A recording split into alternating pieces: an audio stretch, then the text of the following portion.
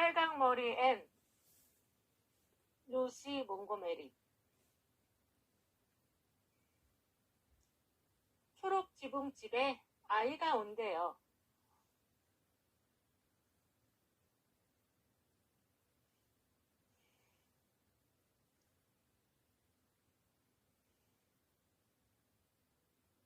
여기 초록 지붕집에 남자아이가 온다고요?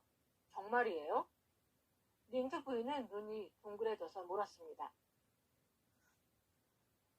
네, 매슈 오빠도 이제 나이가 드셨고 몸도 예전처럼 좋지 않아서요. 남자아이를 데려오면 힘든 일을 덜어줄 수 있을 거예요. 보육원에서 데려오기로 했어요. 마릴라 아주머니가 대답했어요. 린드 부인은 그 대답을 듣고 깜짝 놀랐습니다. 에이본리 마을의 초록 지붕집에는 매슈 아저씨와 마릴라 아주머니 두 분이 살고 있습니다. 두 분은 남매로 결혼하지 않고 농사를 지으며 지내고 있었어요. 그런데 갑자기 남자아이를 데려오겠다고 말하니 린드 부인이 깜짝 놀랄 수밖에요. 그날 린드 부인은 창밖으로 매슈 아저씨를 보고 초록 지붕집을 찾아온 거였습니다. 성격이 소심하고 낯을 가리는 매슈 아저씨가 평소에 안 입던 외출복을 입고 마차까지 끌고 어디론가 급히 가는 것을 보았거든요.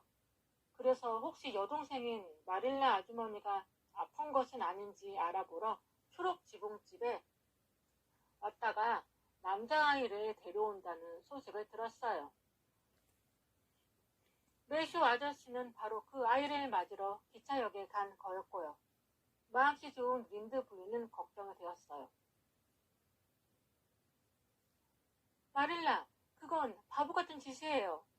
한 번도 본 적 없는 고아를 집에 데리고 오다니요. 그 애가 어떤 말썽을 피울지도 모르잖아요. 부인 말씀도 맞아요. 하지만 모든 일은 다 조심해야 하죠. 아이를 데려오는 건 매슈 오빠가 무척 원하는 일이에요. 저도 찬성했고요.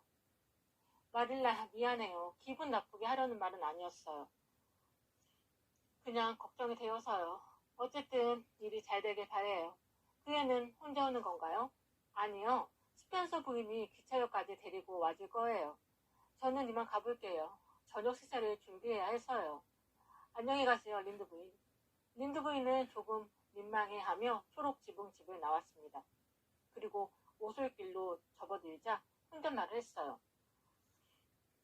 초록 지붕집에 아이가 온다니 정말 상상도 안 해본 일이야. 매슈랑 마릴라는 아이를 키워본 적이 없잖아? 지금까지 둘이서만 살았는데 아이를 잘 돌볼 수 있을지 모르겠어.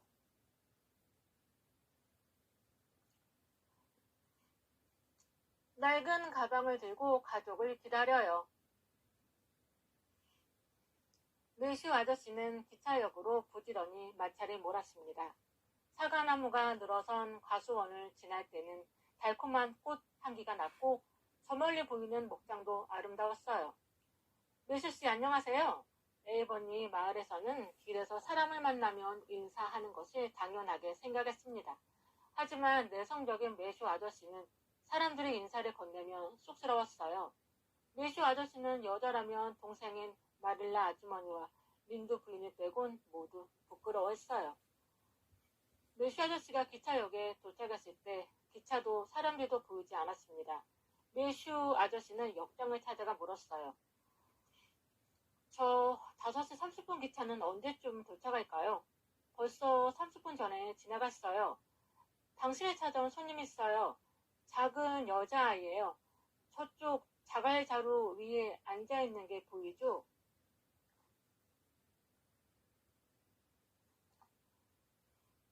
매슈 아저씨는 깜짝 놀라 주위를 두리번 걸었습니다. 자갈자루 위에 있는 소녀가 보였어요. 그런데 남자아이가 오기로 되어 있었는데요. 스펜서 부인이 남자아이를 데리고 오기로 했어요.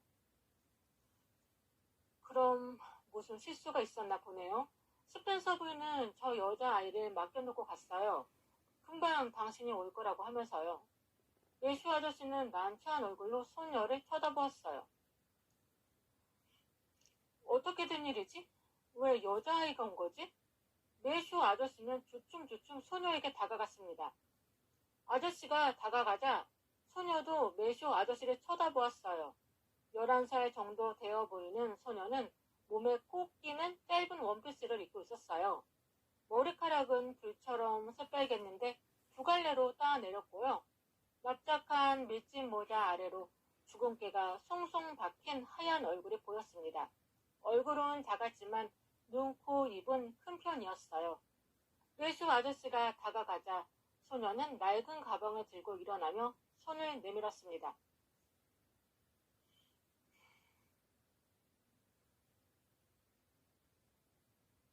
혹시 초록지붕집의 매슈 커스퍼트 씨인가요? 만나서 정말 기뻐요. 혹시 아저씨가 저를 데리러 오지 않으면 어쩌나? 그럼 어떻게 해야 하나 생각하던 중이었어요. 만약에 안 오시면 저쪽 모퉁이에 있는 커다란 벚나무에서 하룻밤 지낼까 생각했어요.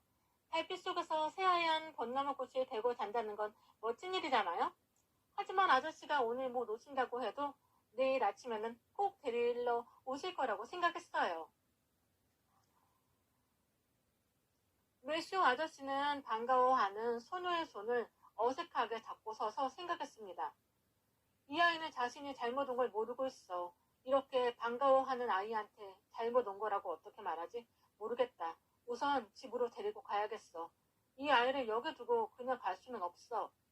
매슈 아저씨는 일단 소녀를 집으로 데리고 가기로 마음을 먹었습니다.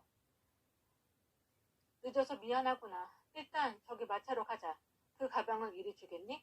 소녀는 밝은 목소리로 대답했습니다. 괜찮아요. 제가 들겠어요. 이 가방은 제가 가진 모든 게 들었는데 하나도 안 무거워요. 그리고 손잡이가 낡아서 드는 방법이 따로 있거든요. 방법을 모르는 사람이 들으면 가방이 열려요. 아저씨가 데리러 와주셔서 정말 기뻐요. 저는 마차 타는 게 참 좋아요. 하지만 그동안은 타볼 기회가 별로 없었어요. 아저씨네 가족이 될 걸 생각하니 가슴이 두근거려요. 전 가족과 함께 살아본 적이 없거든요. 진짜 가족 말이에요. 아실지 모르겠지만 보육원은 끔찍해요. 넉 달밖에 살지 않았지만 정말 싫었어요. 그리고 그곳에서는 상상할 만한 것이 별로 없었어요. 소녀와 매슈 아저씨는 마차에 올랐습니다. 마차는 곧 비탈진 언덕을 지나 흰 꽃이 아름답게 핀 벚나무와 곱게 뻗은 자작나무가 있는 거리를 달리기 시작했어요.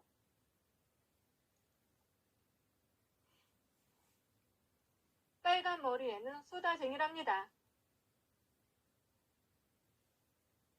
아저씨, 이곳은 너무 아름다워요. 전에 프린스 에드워드 섬이 세상에서 제일 아름다운 섬이라는 이야기를 들었는데 이렇게 제가 와서 살게 될지는 몰랐어요. 정말 꿈만 같아요. 매슈 아저씨는 소녀를 쳐다보았어요. 소녀는 볼을 붉게 붉히고 기뻐하고 있었어요.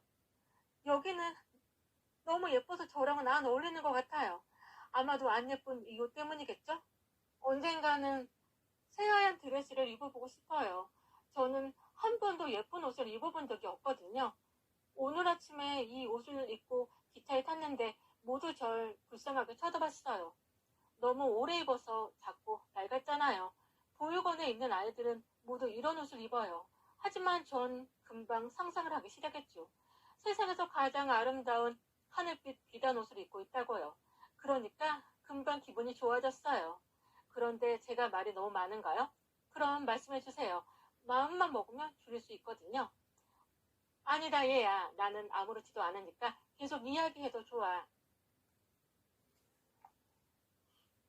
어느덧 매슈 아저씨는 즐거워졌습니다. 제 이야기가 지겹지 않다니 우리는 통하는 것이 많네요.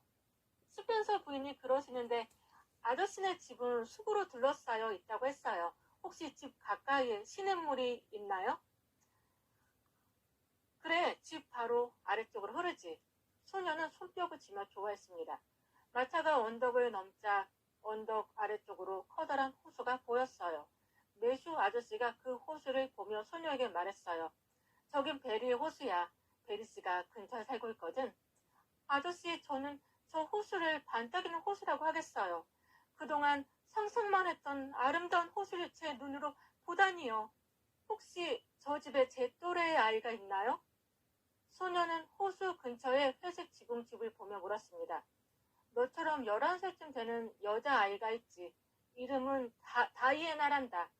다이애나? 정말 예쁜 이름이에요.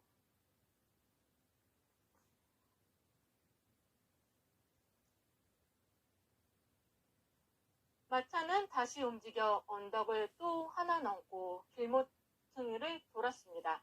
곧 숲 뒤에 작은 집이 보였어요. 약간 색이 바른 초록 지붕 집이었는데 집은 꽃이 주렁주렁 매달린 나무가 둘러싸고 있었습니다. 아저씨, 저 집이죠? 맞지요? 소녀는 초록 지붕 집을 가리키며 소리쳤습니다. 맞다. 혹시 스펜서 부인께 미리 들었니? 아니요, 못 들었어요. 하지만 그냥 알 수 있었어요. 저 집을 본 순간 제가 살 집이란 생각이 들었어요. 예수 아저씨는 기뻐하는 소녀를 보며 마음이 점점 무거워졌어요. 이렇게 좋아하는 아이에게 어떻게 내가 살 집이 아니라고 말해야 할까요? 자, 마릴라가 기다리고 있을 거야. 어서 들어가자. 소녀는 반갑게 주변을 돌아보며 초록 지붕 집으로 들어갔습니다.